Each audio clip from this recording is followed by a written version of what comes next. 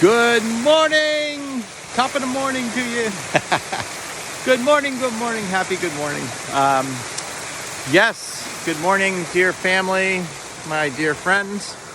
I'm here in one of my favorite locations in the park. Let's see if I can pan around, get myself out of the picture a little bit. You can just see it's this like small stream that comes down the side of the mountain. I hope you can hear me all right. We'll find out when I do the editing. Yeah, I come here to listen to the nature, study the codes of nature like we do, right? Yeah. So I'm gonna send an email out this morning, and I think this time, instead of like writing out everything, I will. Whoa, what's that? Oh, I see. My camera has like a grid work and it's showing you when I'm level or not. Instead of writing everything out, I'm just going to do this video, which we'll see how it goes, huh? So we are 10 days away from our next ceremony, and I think for the first time since, like, I don't know, back in the day when I first started doing it here in the States, like 2019-ish, we are full. Like, we're full. We've been full for a few days. Actually, we're more than full. We have like a little bit of a wait list. So I'm delighted for that. I think that's wonderful. It's nice to have a full room and we can all cozy in and do our work like we do, right?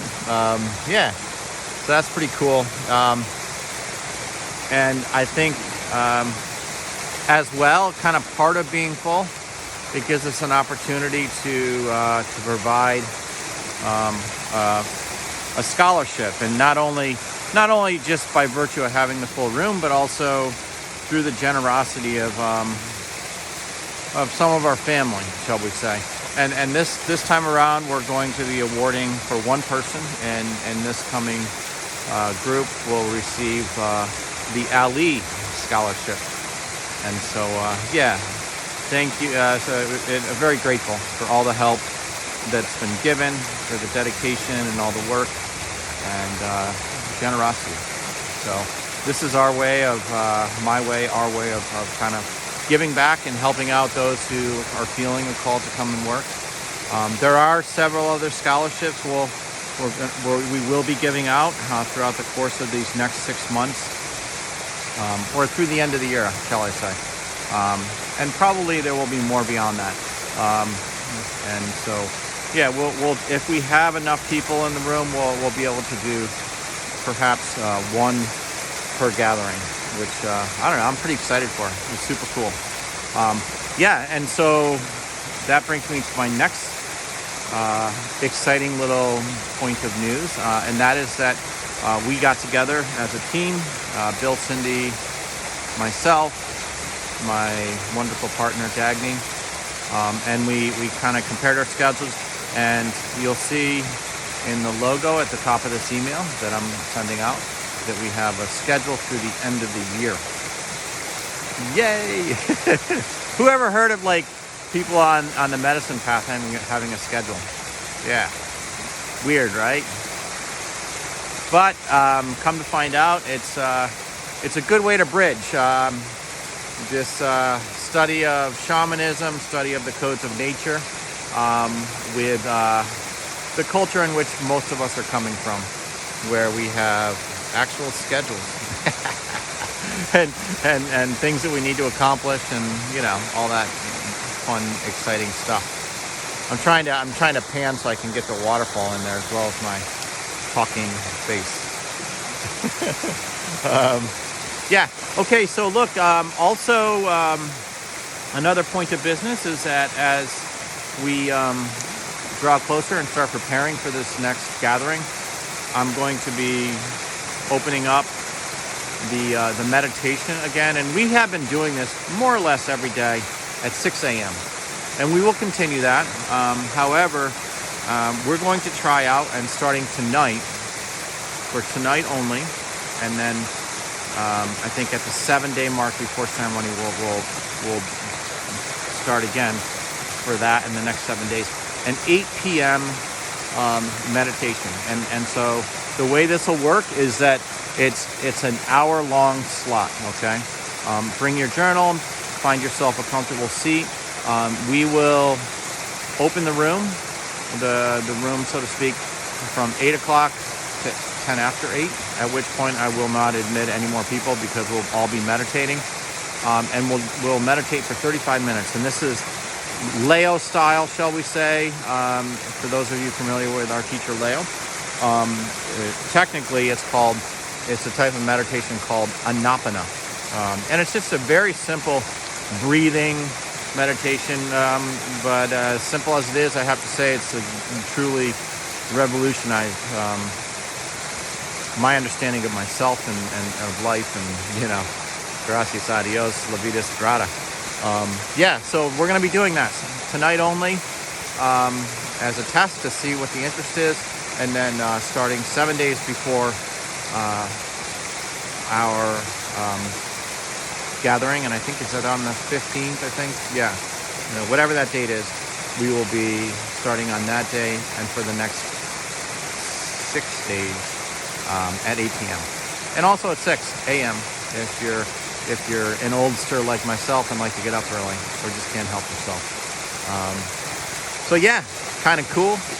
Also, another little bit of, I guess this is kind of a question, and it's a combination between question and announcement, and that is that there has been a significant amount of interest in a 4 to 5 day retreat, gathering, whatever, however you want to think of that. We would be doing this on the Eastern Seaboard, and so I'm going to put a poll below this email, which will be a way for you all to express your interest or disinterest, and maybe we will even have some comments. So this would be, let's see, I don't think I should say any names, but this will be a 4 to 5 day retreat in the style of a place I used to work at down in Costa Rica. Yeah, so it would be like 3 days of a type of ayahuasca that would be like Brazilian style, which is an amazing medicine. And then 1 or 2 days in the style with using the kind of medicine that comes from our teachers in Colombia. Yeah, and so something like that. We will need probably 20 people to pull this off, to get a nice place that's comfortable and has all the amenities, so we can all have a good time together. And so we'll include in this like probably yoga and maybe shiatsu, and we will have classes in which we talk about the kind of stuff we talk about, right? Yeah, and good food for sure, because I love good food, and we'll have good food, and maybe we'll even talk about working with your diet, working with the dieta. Actually, it's probably a good idea. Somebody brought that idea up to me yesterday. The point he was making to me was that, we talk about the dieta and we say what you can't eat, but we never really talk about what you can eat. So, I don't know. There you go. Hey, maybe we can collaborate on a dieta cookbook. Huh? Maybe, perhaps, something like that. So, I'm kind of starting to ramble, I feel like, a little bit here. But look, yeah, so as I find myself sitting next to this freaking gorgeous waterfall. Look at that, isn't that awesome? It's about to rain here in upstate New York. It's gorgeous out. It's like 45, 50 degrees.